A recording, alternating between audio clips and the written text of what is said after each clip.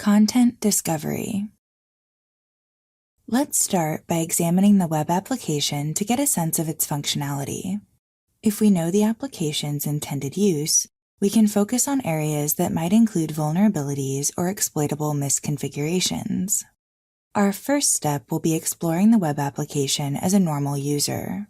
We'll do this with a browser proxied through Burp Suite so we can capture all requests and responses for later inspection. Let's start Burp Suite, disable Intercept, open the embedded Chromium browser, and browse to the challenge machine.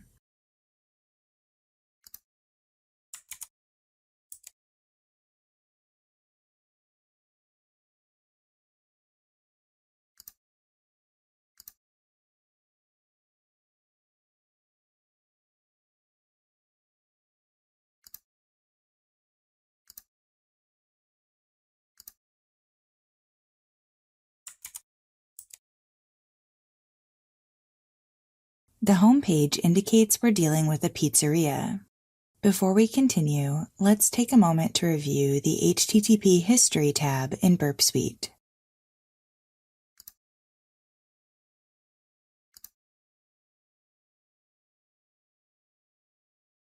Web applications will often load resources from multiple domains. These requests can clutter up Burp Suite if we don't filter them out. As we suspected, the web application loads font files from an external domain. We have several ways to hide or exclude these external requests using Burp Suite's scope settings. When we add a URL to scope, we want to select the base URL so Burp treats all traffic to the site as in scope. Let's scroll to the first URL request, right-click on it, and select Add to Scope.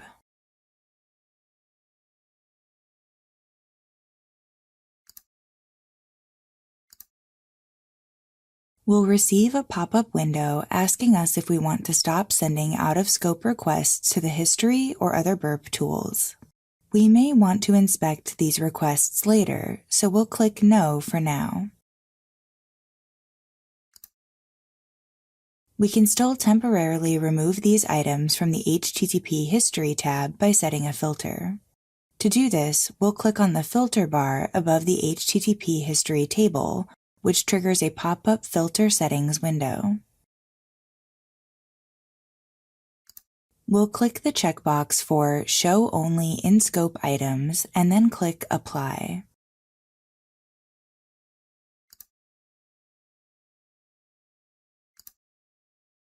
The HTTP History table will now filter out the 2 out-of-scope requests. As with any feature that limits or excludes data, we need to be careful not to exclude too many things, which might cause us to miss a vulnerability. By using a filter to remove external requests from HTTP History, Burp Suite still captures the external requests, but does not display them until we remove the filter. We can always remove the filter later if we need to review that HTTP traffic. Let's continue exploring the web application. If we click on the links in the page's header, our browser scrolls to the relevant section of the page without loading a new URL.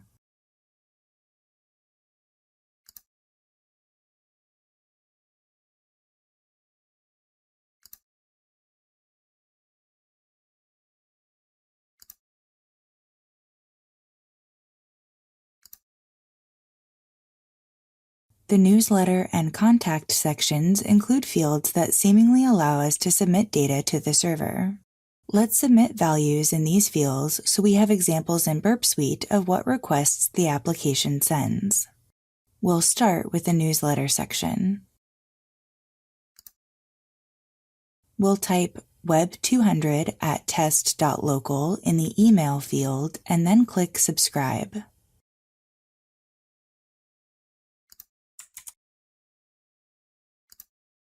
The web page does not reload and displays the message, "Thanks for subscribing." Let's check the HTTP History tab in Burp Suite.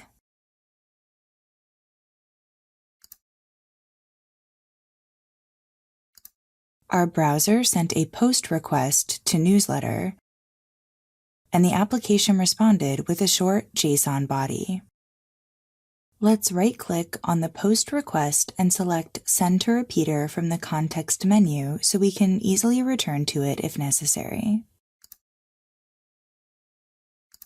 Let's return to our browser and click on Contact.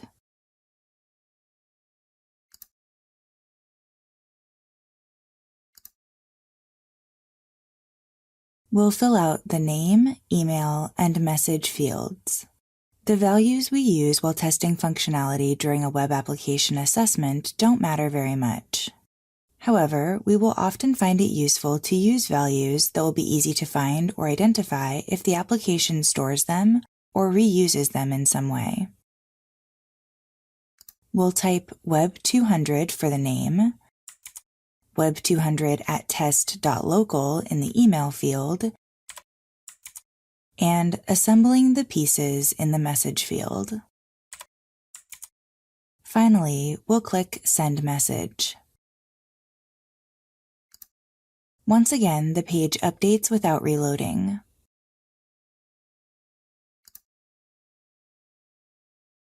Checking the HTTP history in Burp Suite, we find a post request to contact. Let's right-click on the request and select Send to Repeater so we have a copy we can easily return to if necessary.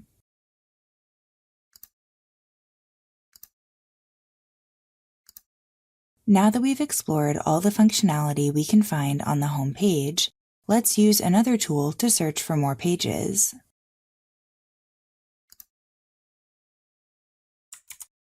Let's run GoBuster in directory file enumeration mode with the dir command. We'll specify our target URL with -u and a word list with -w.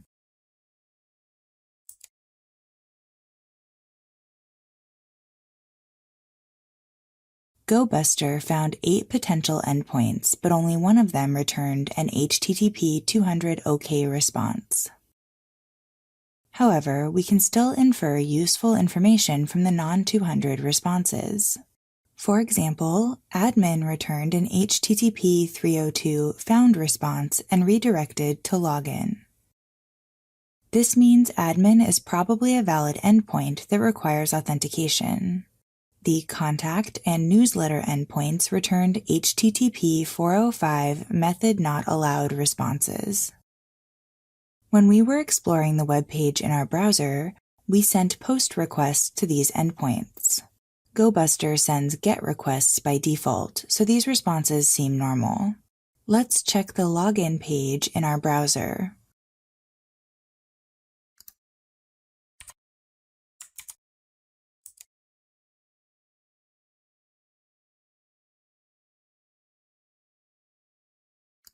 The login page allows us to log in with credentials or an API key.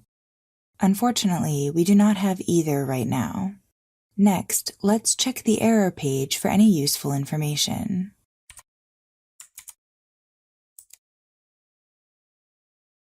The error page doesn't contain much. However, the message, "You are seeing this as a fallback," suggests this might be a default error page. Because the page title is White Label Error Page, let's try Googling that.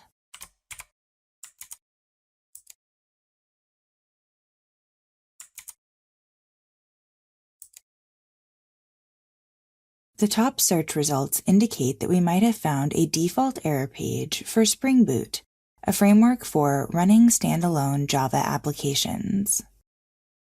Knowing the application's programming language and frameworks may be useful once we're ready to exploit it.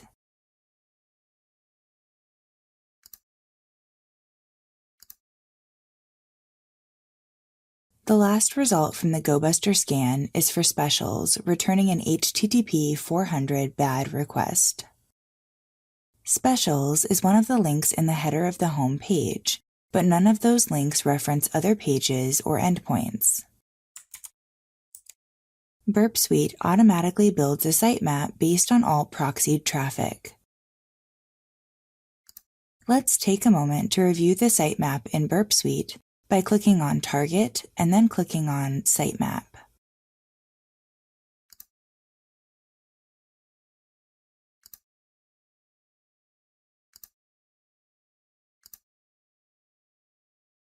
After expanding the sitemap, we find that our browser did make a GET request to winter.html and received an HTTP 200 OK response.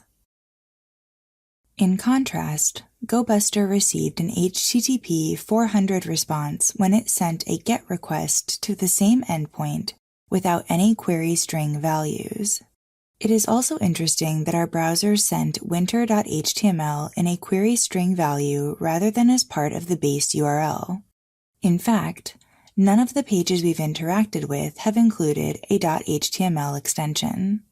Let's send this request to Repeater so we can manually investigate it further in the next learning unit.